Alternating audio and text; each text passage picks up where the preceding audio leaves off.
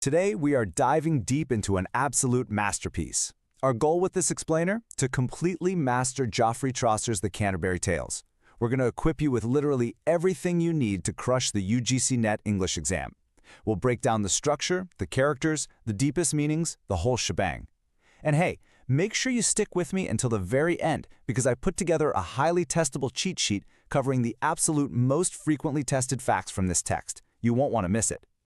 But first, I want you to imagine something with me. Have you ever wondered what people actually talked about on those long, grueling journeys before smartphones, audiobooks, or, mass-produced novels were even a thing? How did they pass the time? Well, back in 14th century England, Geoffrey Chaucer actually asked himself that exact same question. And his answer? It didn't just pass the time. It literally became one of the foundational works of all English literature. Okay, let's dive right into this. Here's our syllabus for today. The author, frame structure, the general prologue, literary genres, irony and critique, and we'll wrap up with those key exam facts. Let's kick things off with Module 1, the author. We're talking about the father of English literature himself. Before we can truly wrap our heads around the text, we've got to understand the man behind the quill. Born around 1343, Chaucer was a real man of the world. He worked as a diplomat, a customs officer, a courtier. He kind of did it all. He traveled extensively to Italy, which is super important because he was deeply influenced by Italian writers there, especially Boccaccio. He actually started writing the Canterbury Tales around 1387 and kept tinkering with it right up until his death in 1400. Now here is a highly tested fact you need to commit to memory right now.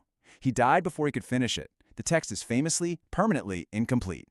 Now, what really cemented his title as the father of English poetry was his choice of language. He wrote in Middle English. At the time, guys, this was a totally radical, revolutionary choice. Latin and French were the prestige languages, the ones used by the court and the all-powerful church. By choosing Middle English, the everyday language of commoners, Chaucer was making a massive statement. He was basically saying that the stories of ordinary people told in their daily tongue absolutely deserve to be elevated to high literature. Let's move to Module 2 and see how this builds. We're looking at structure, specifically the frame narrative. This structural concept is the absolute beating heart of the text. So, a frame narrative is essentially a story within a story.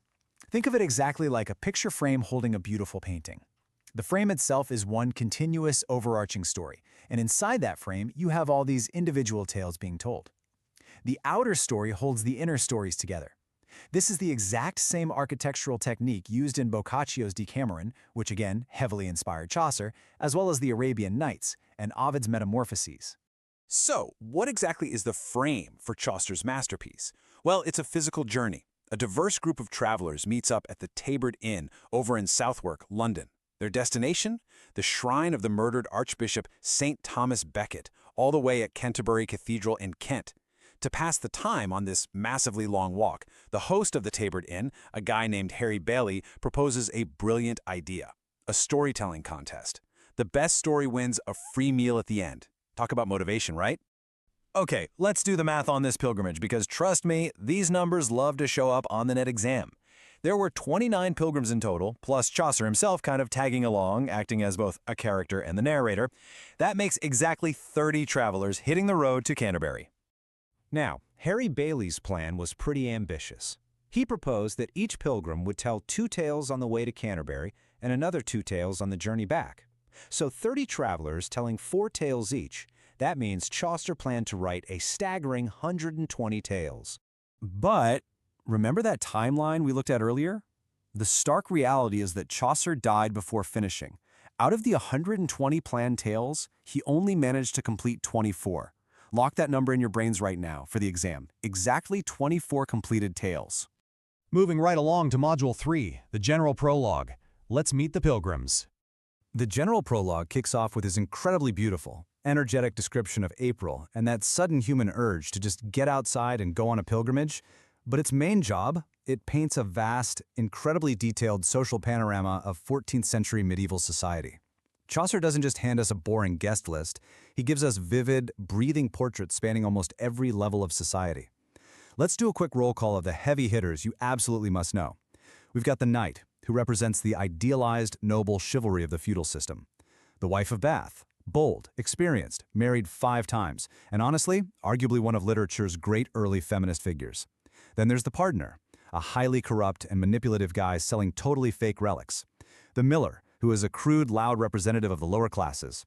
And the monk, a super worldly man who much prefers hunting over his strict monastic rules. So we get everyone, from the perfectly idealized to the heavily satirized. All right, Module 4, Literary Genres, because there is definitely more than one style at play here. It's so crucial to understand that the Canterbury Tales is not written in just one uniform style. The text is a massive collection of different genres, and that variety is entirely deliberate. It brilliantly illustrates how Chaucer matched the tale to the teller. For example, for the noble knight, we get a high romance, an elevated, idealistic story of courtly love. For the corrupt partner, we get a moral tale, or exemplum, which ironically teaches that greed is the root of all evil. And for the nun's priest, we get a beast fable featuring a rooster named Chanticleer, and this is used to debate surprisingly deep philosophical ideas, like fate versus free will. Now, there is one genre term you absolutely must know for the exam, and that's the fableau. This is a comic, bawdy, totally earthy tale of trickery. It usually involves ordinary people and some pretty crude humor. Chaucer uses the fableau, most famously in The Miller's Tale, to provide a stark, hilarious contrast to the elevated, serious romance of The Knight's Tale. The whiplash in tone is just incredible. Now, what's really interesting is Module 5, Critique. Let's talk about Chaucer's irony. The Canterbury Tales isn't just an entertaining collection of stories to pass the time, it is a profound social document that literally holds a mirror up to medieval society. To deliver this deeper critique, Chaucer does something genius. He creates a persona.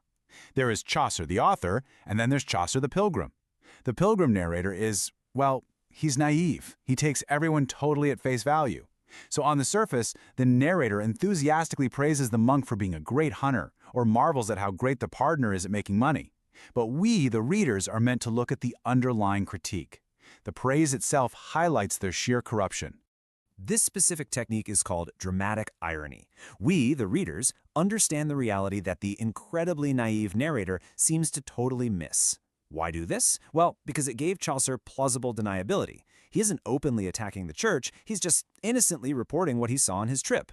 But the biting satire of these corrupt religious figures perfectly reflects the massive, widespread anxiety of 14th century England, anxieties that, down the line, would eventually spark the Protestant Reformation.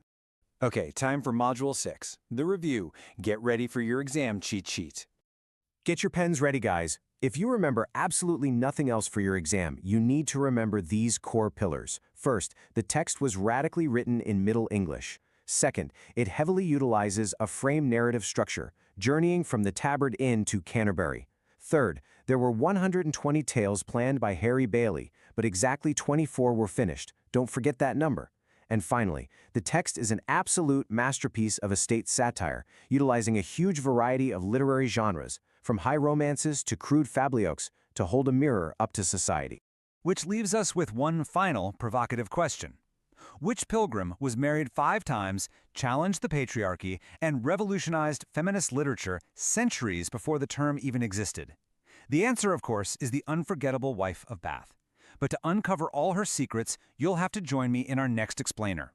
If this lesson helped you decode Chaucer today, share it with your study group and drop your exam questions in the comments below. I literally read every single one. Keep studying, stay curious,